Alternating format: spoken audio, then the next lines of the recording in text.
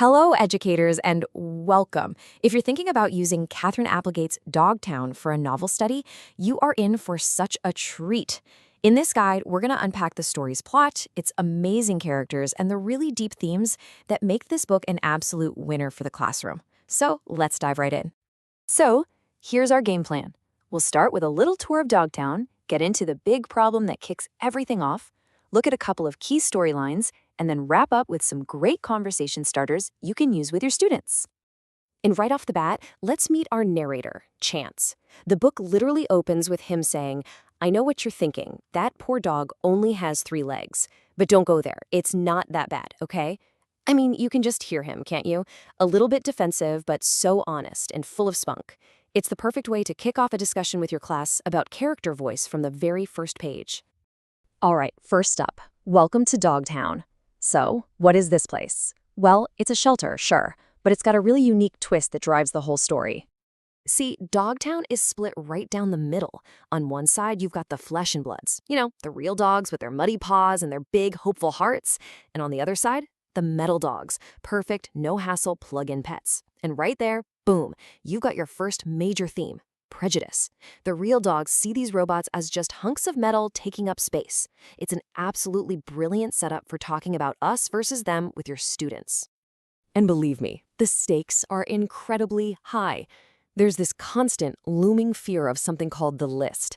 The book is kind of cagey about what it is at first, which is fantastic because your students will figure it out, and when they do, it hits hard.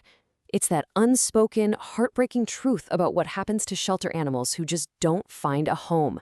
It really gives the whole story this powerful sense of urgency. Okay, so you've got this whole delicate balance in the shelter, and then someone new shows up and throws a giant wrench in the works. And his name is Metalhead. Now, he's not some shiny new model. He looks, as Chance says, like he was put together by a mad scientist. And the weirdest part? He doesn't act like a robot. He doesn't follow the rules. He's a total outsider who doesn't fit in with the real dogs or the other robots. And how do the other dogs react? Well, they are not happy. To make matters worse, Metalhead gets put in first cage. That's the best spot, right at the front, the one every dog dreams of. Chance just nails their frustration here. This moment is a perfect example of how fear and jealousy can make a whole community turn on someone new. So while all that shelter drama is going down, Katherine Applegate weaves in this really beautiful little side story about friendship and feeling lonely, and this is a part that's really going to connect with your students. Let's talk about Quinn. He's a kid who's supposed to be in the Reading Buddy program at the shelter, but you can tell he's just lost. He walks past cage after cage, and he just can't seem to click with any of the dogs. He can't even find a book he wants to read. He's just this little island of loneliness.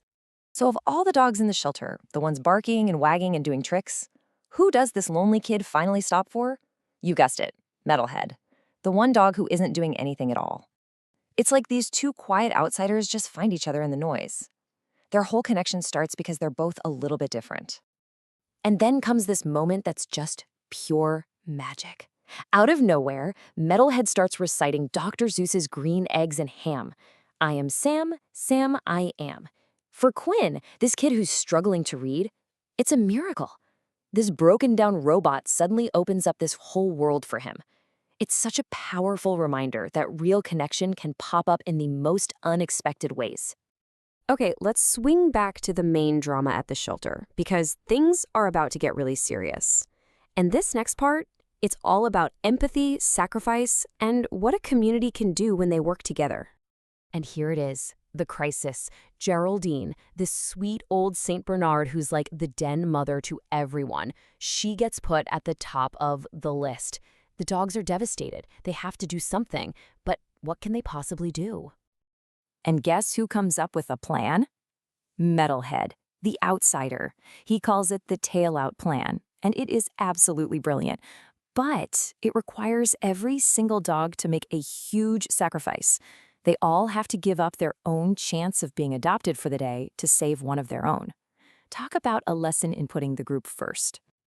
And you're not going to believe it, the plan works. It's down to the wire just before closing time when a family walks in. Every dog turns their back, except one. And of course, the family falls in love with the only friendly dog they see, Geraldine. It's this incredible, triumphant moment that proves that even when you feel powerless, you can make a huge difference when you stand together. Now, as the book starts to wind down, some of the most powerful stuff is still to come. Chance and Metalhead end up on a little journey together, and this is where we really truly get to the heart of the whole story. As they're traveling, they finally open up and share their stories. And when you see their history side by side, it's just heartbreaking. You have Chance, loved, then hurt in an accident, then abandoned. And you have Metalhead, loved by a boy, then outgrown, and then abandoned. One is real, one is a robot, but it doesn't matter. Their stories are the same. Their pain is the same. This all leads to what I think is the most profound line in the entire book. After sharing his story, Metalhead realizes he has a heart, and that it's broken. He says, "What is the point of having one? It's an inferior design." He realizes his heart is a terrible thing because it can hurt this much. And that's it, right? That's the core message. Having a heart, being able to love, means you're also open to pain. So let's get practical. How do we take all these big, beautiful ideas and bring them into the classroom? Well, this story is just overflowing with things to talk about. Here are just a few ideas to get you started. You could ask your students, what does it really mean to have a heart? How does this book make you question what's real? Where do we see prejudice in the story, and why does it happen?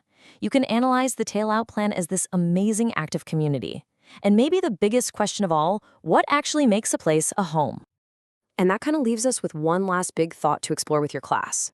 When you really think about it, this is a story told by a three-legged dog and a beat-up robot, and yet it teaches us so much about empathy and love and what it means to belong. So the ultimate question is, how can a story like this teach us everything about what it truly means to be human? Now that's a conversation worth having.